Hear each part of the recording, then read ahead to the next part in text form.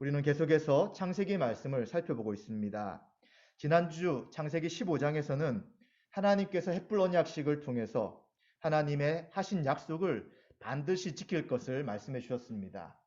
누가 지키지 않더라도요, 아브라함이 지키지 않더라도 하나님은 반드시 자신의 언약을 지킬 것을 보여주셨습니다. 하나님의 언약은 무엇이었습니까? 아브라함을 통해서 하나님 나라의 백성을 삼으시고 그와 그의 후손들에게 함께 하셔서 하나님 나라에 참된 복을 주시겠다는 것이죠. 그리고 그와 그 후손이 가나안 땅에 정착하도록 하시겠다는 그 약속을 하신 것입니다. 신약 시대를 살아가는 성도들에게도 마찬가지입니다. 예수 그리스도 안에서 예수님은 새 언약을 성취하셨습니다. 십자가를 통해 자신의 몸과 살을 다 찢기시고 피 흘리심을 통해 새 언약을 성취하셨죠. 그래서 이제는 누구든지 예수 그리스도를 믿는 믿음을 통해 하나님 나라의 백성이 되고요. 하나님 나라의 모든 복을 누려서 하나님의 통치를 받게 되는 것입니다. 이것이 무엇을 통해서라고요? 자기 행위, 노력, 선한 행동이 아닌 오직 예수 그리스도를 믿는 믿음을 통해서 주시는 것이기에 이 은혜가 얼마나 큰지를 우리가 지난주에 살펴보았습니다. 오늘은 창세기 16장을 통해서 성도에게 왜 인내가 필요한가 하는 것을 생각하며 함께 은혜를 나누고자 합니다. 16장에 보시면 이제 아브라함과 사레는 가나안 땅에 거주한 지 10년이 지났다라고 말씀합니다. 3절에 그렇게 이야기하죠. 왜 그렇습니까? 갈대아 우르에서는 몇 세 출발한지는 모릅니다. 그러나 그가 아버지와 롯과 함께 또 부인과 함께 가나안 땅에 가다가 하란에 머물게 되죠. 아버지가 돌아가시기 전까지는 가나안 땅으로 출발하지 못했습니다. 그리고 하란에서 출발할 시점이 75세였다라고 말씀하죠. 이제 75세에서 가나안 땅을 도착해가지고 이제 그 시간이 10년이 지난 좀 많이 흐른 시간이 되었습니다. 이제 이들의 시간이 점점 지나다 보니까 마음에 어려움이 생기는 것이죠. 하나님께서 하신 약속, 자손에 대한 약속에 대해서 점점점 불확실해지고 이제는 자손이 없는 이 문제를 스스로 해결하고자 하는 그 생각으로 가득 차 있게 됩니다. 그러한 생각을 먼저 입으로 이야기한 사람이 사레였습니다. 사레에게는 한 여종이 있었는데 그 여종은 이집트에서 나올 때 같이 온 여종 하갈이었습니다. 근데 사례는 보았을 때 출산이라는 것은 하나님 손에 있는 것인데 하나님이 자신에게는 출산 허락하지 않았기 때문에 이 자손을 주시겠다는 이 약속이 아브라함과 또 그의 여종 하갈을 통해 이루어질 것이다 라고 생각하고 하갈을 아브라함에게 첩으로 주게 되는 것이죠. 이 당시에서 보게 되면 이 여종이라는 것은 그 주인의 소유가 됐기 때문에 그를 통해서 자식이 생기면 결국 주인의 자식, 아브라함의 자손이 되는 것입니다. 그렇기 때문에 그 당시 문화에서는 너무나도 당연한 것이었으나 그러나 문제가 있는 것이죠. 하나님의 약속이 지금 성취가 되지 않았습니다. 하나님이 어떻게 하실지 알지 못하는 거예요. 그런데 시간이 흘렀다고 해서 이제 자신의 생각과 계획대로 후손을 얻으려고 하기 때문에 이제 이 일은 분명히 뭔가 문제가 생길 수 있다는 것이죠. 그래서 갈라디아 4장 29절에 보시면 여종 하갈에게서 낳은 아들을 육체를 따라 난 자라고 이야기하면서 약속으로 난 자와 다른 자라는 것을 분명하게 이야기하는 것이죠. 그래서 이 하갈을 통해서 자식을 얻겠다는 이 사례의 계획에 대해 아브라함은 그것을 거부하지 않고 그대로 받아들이게 되는 것입니다. 하나님의 약속에 대해 흔들리는 이들이 스스로 자신의 방식으로 하나님의 뜻을 성취하게 한 행동을 하게 되는 것이죠. 이것은 불신앙적인 행동이었습니다. 그런데 이러한 불신앙적인 행동을 하는데 4절부터 6절에 보시면 이제 문제가 잘 해결되는 것처럼 보이지만 실제로는 더 큰 문제가 생기는 것을 보게 됩니다. 왜 그렇습니까? 이제 아브라함과 하갈이 함께 잠자리를 가지고는 아기가 잉태하게 되는 것입니다. 뱃속에 태아가 생기니까 이 하갈이란 여종은 이제 여주인을 멸시하게 됩니다. 이 멸시하는 단어를 보게 되면 임신하지 못하는 여인을 그 당시는 이제 굉장히 무시하게 되고 낮추어 보게 되는데 보잘것없는 존재로 여겼다 이러한 단어가 됩니다. 당신은 여자로서 아기도 가질 수 없는 보잘것없는 사람입니다. 라고 여주인을 계속해서 모욕하는 것이죠. 멸시하는 것이죠. 그래서 사라는 자신이 당한 모욕에 대해 아브라함이 또 하나님이 판단해 주시기를 원하고 있습니다. 이 사라가 당한 모욕이란 단어 또한 주인에 대해 오만불선한 태도를 갖는다 하는 뜻이 됩니다. 주인을 포악하게 다루는 거예요. 힘으로는 하지 않겠죠. 그러나 계속 말로써 당신은 참 비참한 존재입니다. 자식도 못 가지는 주제라고 하면서 계속해서 여주인에게 모욕을 하고 멸시하면서 여주인이 차지할 위치를 넘보는 상황이 생기는 것이죠. 이것은 사라에게 굉장히 어려운 문제였습니다. 그래서 사라는 아브라함에게 자신이 받는 모욕에 대해서 바른 판단이 필요하다라고 하면서 이 모욕은 아브라함이 받아야 된다. 아브라함이 받는 것이 옳다라고 이야기하는 것이죠. 이 표현 자체가 굉장히 엄격한 법률적 표현을 쓰는 거예요.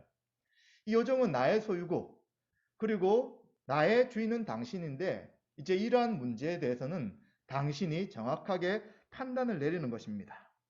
이러한 잘못된 행동에 대해 분명한 법적인 조치를 취해 주십시오라고 아브라함에게 요청합니다.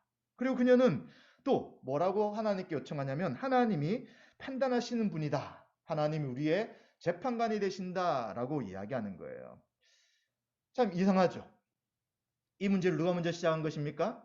사라가 시작한 것입니다. 그리고 아브라함이 동의한 것입니다. 문제가 생기기 전에 인간적인 계획을 할 때는 하나님께 묻지도 않았어요. 그런 문제를 터지니까 이제는 하나님 판단해 주십시오. 하나님이 나에게 자식도 주지 않았고요.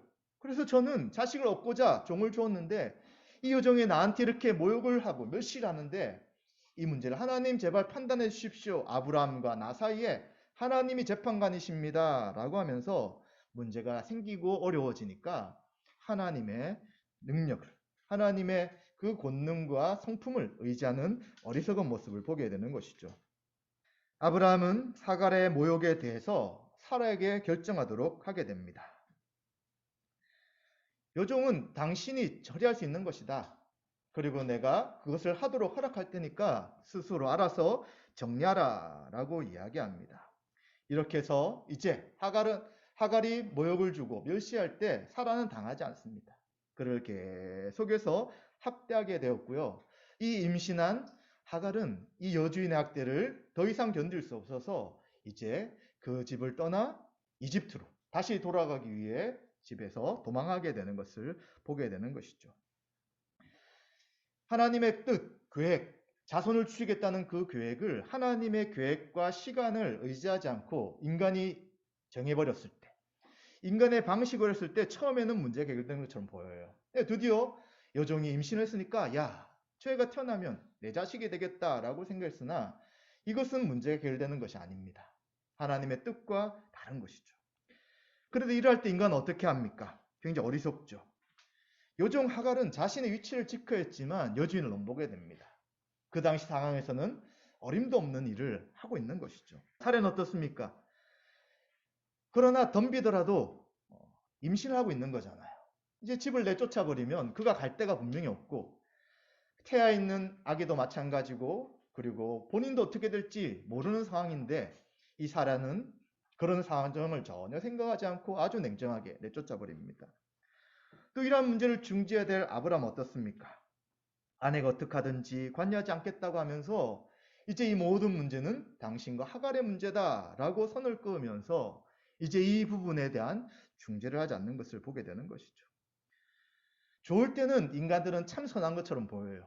굉장히 지혜로운 것처럼 보여요. 그리고 자비가 있는 것처럼 보입니다. 그러나 무슨 문제가 생길 때는 돌변하는 것이죠. 항상 자기 편에 서서 사람들을 대하게 되고요. 자기 편에서 결정하게 되고요. 절대 손해를 보지 않으려고 하는 그러한 모습 인간에게 나타나는데 안타깝게도 아브라함이나 사레나 하갈이나 비슷한 행동을 하는 것을 보게 되는 것이죠. 잘못된 일이 생겼을 때 이 잘못된 행동과 상황을 바꿀 만한 힘이 없는 연약하고 어리석고 그리고 무자비한 인간의 모습이 이 상황에서 잘 나타나고 있는 것을 보게 되는 것이죠. 이처럼 하나님의 뜻을 하나님이 행하셔야 하는데 인간이 스스로 해결하려고 할 때는 결국 문제가 발생하는 것입니다. 이러한 문제가 발생할 때 하나님 어떻게 하십니까? 하나님은 내버려 두지 않으십니다. 왜 내버려 두지 않을까요? 15장 헷불 언약을 하셨어요. 내가 반드시 너에게 땅과 자손과 복의 근원이 되게 하시겠다. 너가 만약 신실하지 못할지라도, 너가 만약 약속을 어길지라도 나는 반드시 그 약속을 지키겠다라고 말씀하시는 것입니다.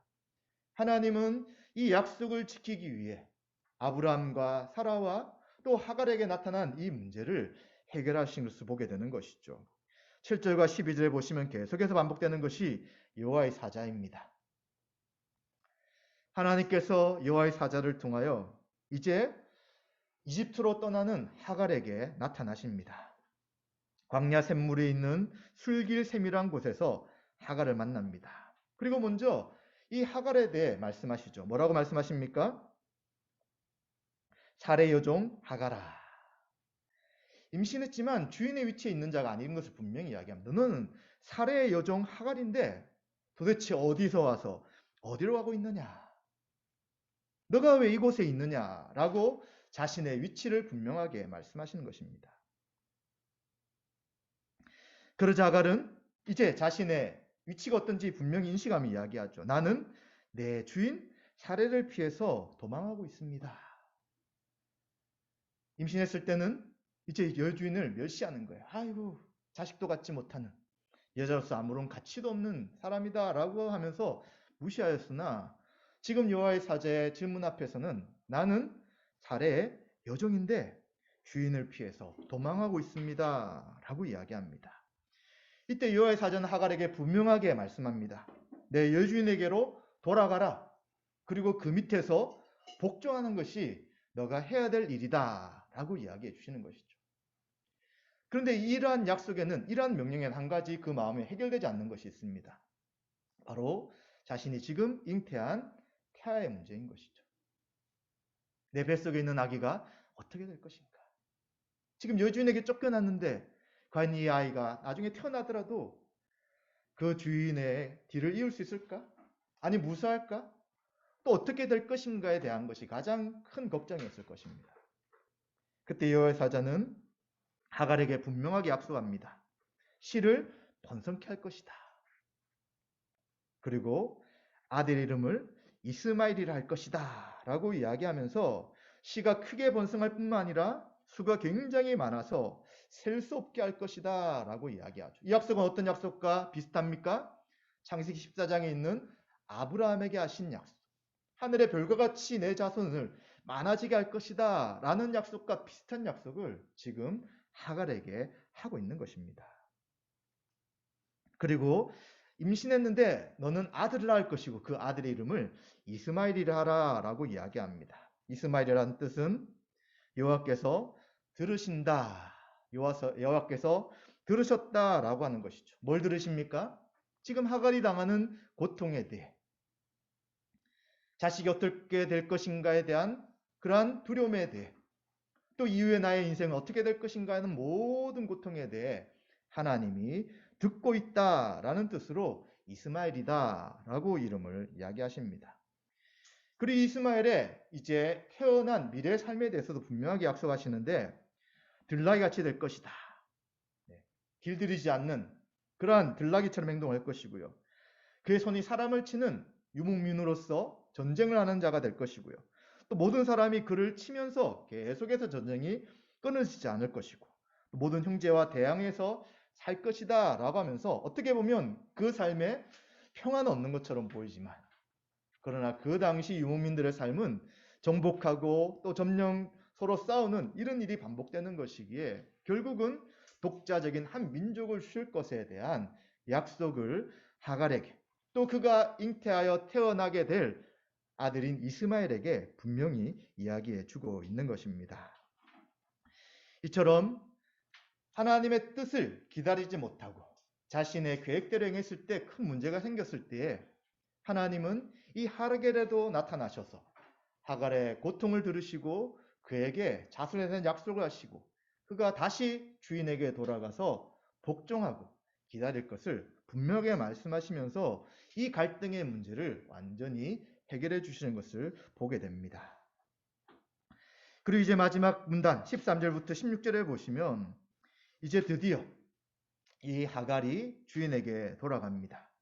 그리고 돌아가기 전에 그는 여호와의 이름을 나를 살피신 하나님이라고 이야기하면서 살아계신 하나님 만나면 죽게 될 수밖에 없잖아요. 그런데 하나님이 나를 보시고 내가 어떻게 하나님을 뵙고 이렇게 되었는가 라고 이야기하면서 브엘라헤로이라고 부르면서 이제 하나님을 감찰하신 하나님, 나를 살피신 하나님이라고 이야기하면서 그가 경험한 하나님과의 만남에 대해 이야기를 하게 됩니다. 그리고 하갈은 이제 주인에게 돌아가서 그 밑에서 복종하게 되었고요. 그리고 하갈이 아브라함의 아들을 낳았는데 아브라함이 그 아들의 이름을 뭐라고 지으셨냐면 이스마엘. 이스마엘이 뭐라고요? 하나님이 들으신다. 하나님이 고통을 들으신다. 라는 이름을 지으면서 이제 아브라함에게 하갈을 통한 아들인 이스마엘이 태어났다 하는 것을 이야기하고 있습니다. 그리고 이때가 몇 살이었냐? 바로 아브라함이 가나안 땅에 도착한 지 10년이 지난 86세였다라고 이야기하면서 이 창세기 16장이 마무리가 되고 있습니다. 우리는 이 말씀을 통해서 무엇을 알 수 있습니까? 하나님의 계획은 그 방식과 때가 정해져 있는 거예요. 우리가 아브라함의 인생을 지금 창세기를 듣는 이스라엘 백성은 잘 알 수 없어요. 어떻게 진행될지. 그러나 이제 모세 시대에 그 전에 있었던 이야기이기에 어느 정도 아브라함 일생은 알지만 이제 좀 더 구체적으로 이야기들을 계속해서 해나가고 있습니다. 그런데 분명한 것은 하나님의 계획은 그 방식과 시간에 있어서 우리가 알 수 없을 때가 참 많다는 거예요. 하나님이 자손에 대한 약속을 하셨잖아요. 그런데 10년이 지나도 그 자손에 대한 것이 이루어지지 않습니다. 그리고 더 놀라운 것은 땅에 대한 약속하셨지만 아브라함이 죽을 때까지 땅 한 평도 그는 소유하지 못했다는 거예요. 그런데 아브라함은 땅에 대한 약속에 대해서는 그가 부인 사라의 매장지를 사기 위해서 돈을 지불하고 이제 그 땅을 삼을 통해서 바로 이 가나안 땅을 하나님 주신 것이다 하는 믿음의 행동을 한 것을 보게 되는 것이죠. 하나님의 약속이 성취되지 않고 어떻게 될지를 그 당시 살아가는 사람들은 잘 모를 때가 많습니다. 그리고 창세기를 기록한 모세도 마찬가지죠. 그 어머니를 통해서 이스라엘 백성이 누구인지, 그들을 인도하신 하나님이 누군지를 듣고 자신이 때가 되었다고 했을 때에 이집트 사람 가운데서 이스라엘 백성을 구원해 주려고 했어요. 그러나 도리어 너가 이집트 사람을 죽였듯이 나를 죽이려고 하느냐? 너가 우리의 판관을 하는 재판관이냐라고 하면서 모세를 거부하고 모세는 광야로 도망하게 되는 것이죠. 어떻게 하나님의 구원의 계획이 이루어질지 모세 스스로는 알 수가 없었던 것입니다. 왜 하나님 이런 방식을 쓰실까요?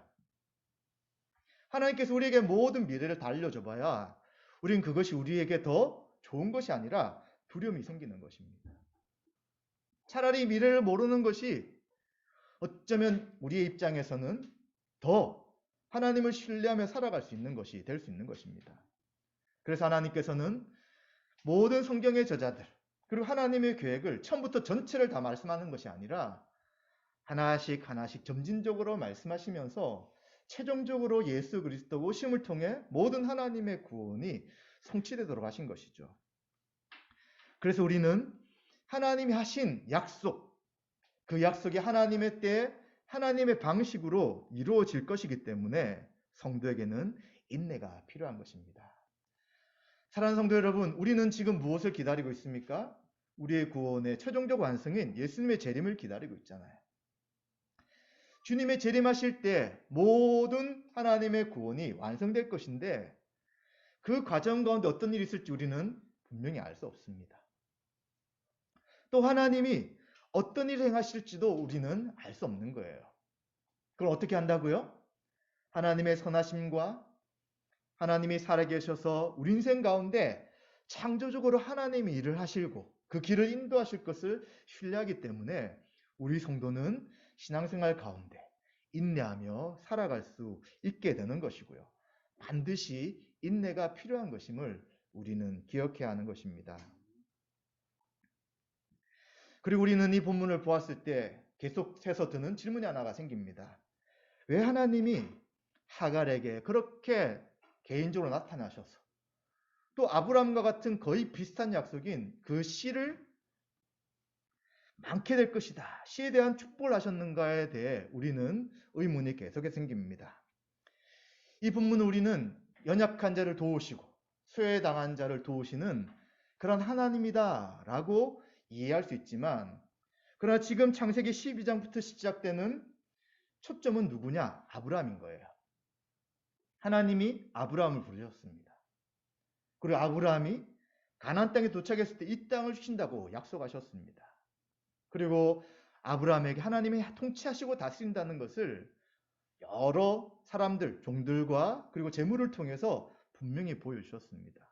또 놀랍게도 애굽에서는 바로보다 더 능력이 많으시고 바로의 모든 그러한 권위보다 센 권위로서 아브라함을 그리고 사례를 어려움에 봉착했을 때에 하나님 구하시고 지키시는 것을 보여주신 것이죠. 그래서 12장부터 계속해서 사례를 이야기할 때도 아브라함의 아내 사례라고 이야기하는 것입니다. 아브라함에게 하신 약속이 사례를 통해서 이루어지기 때문에 사례가 바로의 후궁으로 들어가는 것이 마땅치 않는 것이고 하나님이 역사하시는 것입니다. 그리고 또 그가 나왔을 때 누구도 재물이 더 많아집니까? 롯도 함께 많아지는 거예요. 왜요? 아브라함과 함께 있는 자에게. 아브라함 하신 복의 약속이 그와 그 후손에게 연결되는 것처럼 아브라함과 함께 있을 때 동일하게 함께 있던 롯에게도 그 축복이 함께 가는 것을 성경은 이야기해 주시는 것이죠. 그래서 롯이 가나안 땅을 떠나서 소돔에 거했고 또 그곳에서 전쟁으로 인해 포로가 잡혀갔을 때에 아브라함이 그를 구하기 위해 전쟁을 하게 되는데, 이 전쟁에 승리하신 것도 결국은 하나님이 아브라함이 하신 그 약속을 지키고 그에게 속하였던, 그가 돌보고 있던 롯과의 문제였기 때문에 하나님은 이 전쟁에 승리하시고 모든 하늘과 땅의 주인이시며 그리고 전능하신 분이신 것을 아브라함에게 보여주시는 것이죠. 마찬가지입니다. 하갈에게 집중할 것이 아니라 이 하갈과 연결되어 있는 이스마엘과 하갈의 관계를 우리는 생각해야 되는 것입니다. 하갈이 그 여주인의 종으로서 자녀를 잉태하였으나 그러나 결국 이 여자가 낳은 아들은 아브라함의 후손이 되는 것이죠.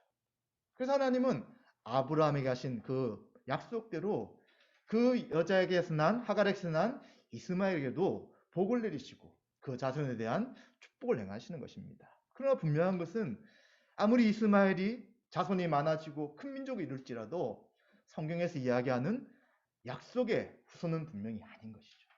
갈라디아서에도 말씀드린 것처럼 약속의 자녀는 그 다음 태어날 이삭이지 이스마엘이 아니기 때문에 나중에 이스마엘은 쫓겨나게 되는 것입니다.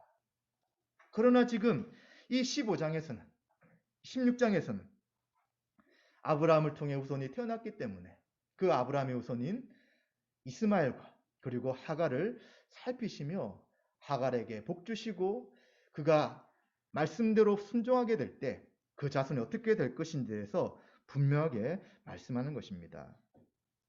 그렇기 때문에 우리 성도들은 인내가 필요한 것입니다. 우리가 미래에 무엇이 일어날지 잘 알 수 없어요. 우리 최종적 결과만 알고 있습니다. 그 과정을 살아갈 때 수많은 결정들이 있고요. 이렇게 결정할 수도 있고 저렇게 결정할 수도 있고 저렇게 결정할 수도 있어요. 근데 만약 이 모든 결정과 선택에 일어난 일들을 우리가 다 통제할 수 있고 우리가 좋은 결과를 만들 수 있다고 생각해 보십시오. 가능할까요? 불가능합니다. 그 모든 것을 우리가 스스로 결정하고 통제해 나가면서 좋은 길로 이룰 수가 없는 거예요. 그럼 신자는 어떻게 합니까? 하나님이 살아계시다는 것, 하나님이 선하시다는 것, 하나님 모든 일들 가운데 하나님의 뜻대로 합력해서 선을 이루신다는 그 믿음으로 모든 상황 가운데 인내해야 되는 것이죠. 원망하고 불평하고 두려워하면서 내가 원하는 방식으로 하나님의 뜻을 이루려고 하는 것이 아니라 하나님의 계획과 뜻을 지금은 알지 못하지만 매 순간 살아계시고 선하신 그 하나님이 인도하실 것에 대해 인정하면서 한 걸음 한 걸음 결정하고 살아가면 그것이 바로 우리 신자의 믿음의 삶이 되는 것입니다.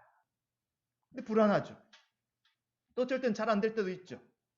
그렇기 때문에 우리 성도에게는 반드시 인내가 필요한 것이죠. 그리고 또 우리는 하나님께 하갈에게 이스마엘이라고 이름을 지어줬잖아요. 이런 이스마엘 이름을 준 것이 하갈만을 위한 것이 아니었습니다. 우리가 마지막 문단에 보았을 때에 이스마엘이라고 이름을 불렀던 사람이 누구라고요? 최종적으로 이름을 정한 사람은 아브라함인 것입니다. 아브라함이 하갈의 이야기를 듣고 고통을 들으신 하나님, 이스마엘이라라고 하갈에게 나타나셔서 그를 살피셨던 하나님이시라고? 만약 하나님이 우리가 그렇게 중재하지 못하고 인간적 계획으로 쫓아내어서 그 인생에 아무런 관심이 없었던 그녀에게도 그리고 그의 후손에게도 나타나셔서 살피신다면 하나님이 약속하시고 자손을 주시겠다고 땅을 주시겠다고 복의 근원이 되겠다고 하신 이 약속을 하나님이 이루어 가신다면 지금 당하고 있는 이 고통을 하나님은 듣고 계시는 분이야. 나의 고통을 들으시는 하나님. 이스마엘, 이스마엘, 이스마엘. 그는 계속해서 그 이름을 부르게 되는 것입니다. 아브라함은 이스마엘을 낳았을 때가 86세였어요. 11년이 지난 때였습니다. 그런데 창세기 17장 1절을 보시면 하나님 몇 세 나타나십니까? 99세에 다시 나타나세요. 그 중간에 성경에 기록은 없습니다. 그럼 13년 동안 어떻게 합니까? 나의 고통을 들으시는 하나님. 이스마엘, 그 이름을 기억하면서 13년을 더 인내하면서 이젠 인간적 방법을 쓰지 않고 나의 계획 뜻이 아닌 하나님이 어떻게 행하실까를 계속해서 지켜보면서 나의 고통을 들으시는 하나님이라고 하며 그들은 믿음으로 하나님 행하실 것을 계속해서 기다리며 인내해야 되는 것이죠. 마찬가지입니다. 성도는 약속을 받았습니다. 예수 그리스도를 믿는 믿음으로 구원 얻게 하신다는 그 약속을 받았고요. 지금도 그 구원의 은혜로 살아갑니다. 그러나 이 구원이 완성되진 않았습니다. 그러다 보니까 우리 인생 가운데 당연히 고난이 생기는 거예요. 또 죄의 유혹이 있어서 이 죄의 유혹을 이기기도 하지만 넘어지기도 하여서 죄의 유혹 가운데 우리가 고통당하며 그리고 하나님의 그 온전하심을 신뢰하지 못할 수 있는 그런 상황도 생깁니다. 또 사단은 계속해서 우리를 공격하죠. 우리 양심을 통해서 공격하기도 하고요. 죄를 질 때 우리를 공격하기도 하고요. 인간관계 속에서 또 혼자 있을 때 우리의 생각을 움직이고 지배하기도 하고요. 또 여러 가지 세상의 문화를 통해서 하나님 뜻대로 살지 못하도록 우리를 계속해서 공격합니다. 어쩔 때는 이 공격이 너무 큰 것 같아서 하나님 보이지 않고 답답하고 힘들고 어려울 수도 있는 것입니다. 그런데 하나님 누구시라고요? 성도의 고통을 들으시는 분이라는 것입니다. 내가 지금 당하는 모든 상황 가운데 하나님은 그 고통을 외면하는 분이 아니라 그 고통을 듣고 살피고 계시는 하나님이라는 것입니다. 하나님이 왜 이렇게 기다리신다고요? 하나님의 계획하신 뜻과 방법이 있기 때문입니다. 그리고 하나님은 그 방법과 시간이 될 때까지 기다리고 계시는 것이죠. 그렇기 때문에 성도는 어떻게 합니까? 내가 해결하려고 하고 내가 모든 변수들을 스스로 조절해서 인생에서 복받는 길을 찾아가려고 할 것이 아니라 인내해야 되는 것이죠. 약속이 계속 미뤄지고 또 고난이 있고 또 문제가 잘 해결되지 않고 영적인 싸움을 통하여 죄와 싸우는 그러한 싸움이 있을지라도 우리는 계속해서 인내하면서 하나님이 어떻게 그 약속을 성취하게 이루어 나가실지에 대해 이스마엘, 나의 고통을 들으시는 하나님이다 라고 그분의 선하심을 생각하며 우리는 믿음으로 나가야 되는 것입니다. 그래서 야고보서 5장 10절에는 형제들아 주의 이름으로 말한 선지자들을 고난과 오래 참음의 본으로 삼으라. 보라 인내하는 자를 우리가 복되다 하나니 너희가 욥의 인내를 들었고 주께서 주신 결말을 보았거니와 주는 가장 자비하시고 긍휼히 여기시는 이시니라. 아멘. 이 말씀처럼 욥의 예가 왜 기록이 되어 있습니까? 우리 성도가 욥과 같은 고난거림이 있을지라도 하나님이 반드시 그 결말에 선하게 행할 것을 신뢰하라고 말씀하시는 것입니다. 또 야고보서 5장 13절에도 너희 중에 고난 당하는 자가 있느냐? 그는 기도할 것이요 즐거워하는 자가 있느냐? 그는 찬송할지니라. 아멘. 그렇기 때문에 인내하며 살아가는 성도는 고난거림이 있을 때 도대체 이것을 어떻게 해석해야 되고 하나님 정말 살아계십니까? 라는 그 고난 속에서 우리는 기도해야 되는 거예요. 주기도문에 있는 것처럼 시험에 빠지지 않도록 악에서 구해달라고 하나님의 통치가 매일매일 나의 삶 가운데 역사해달라고 우리는 기도해야 되는 것입니다. 그리고 만약 고난이 없고 기쁨과 즐거움이 가득하다면 하나님을 찬양하는 것이 인내하는 성도의 바른 믿음의 자세다라고 분명하게 이야기하는 것입니다. 사랑하는 성도 여러분, 인내가 왜 힘드냐면 우리 모든 사람들은 편하게 살고 싶어요. 문제가 없기를 바랍니다. 또 문제가 있을지라도 빨리빨리 좋게 해결되기 바라는 마음이 있기 때문입니다. 그런 하나님은 우리 인간들을 그렇게 다루지 않으세요. 바로 그것을 아브라함의 예를 통해서, 욥의 예를 통해서 분명히 말씀하기 때문에 우리는 어떻게 합니까? 내 방식, 내가 아는 식으로 하나님이 이렇게 하실 때 하나님은 살아계시고 나를 사랑한다고 확정하지 않아야 합니다. 하나님이 살아계시고 하나님 나를 사랑하신다면 하나님의 계획과 그 뜻에 따라서 나에게 인도하시고 그리고 나는 고난 가운데 기도하고 즐거울 때 찬송하는 사람이 될 수 있도록 하나님의 은혜를 구해야 되는 것이죠. 그리고 이러한 인내는 우리 스스로 나오는 게 사실은 아니에요. 성령의 9가지 열매 가운데 인내가 있는 거잖아요. 우리가 성령 충만할 때, 말씀으로 충만할 때 우리는 하나님을 신뢰하고 하나님을 바라보며 기다릴 수 있는 것이죠. 내가 참아야지, 견뎌야지.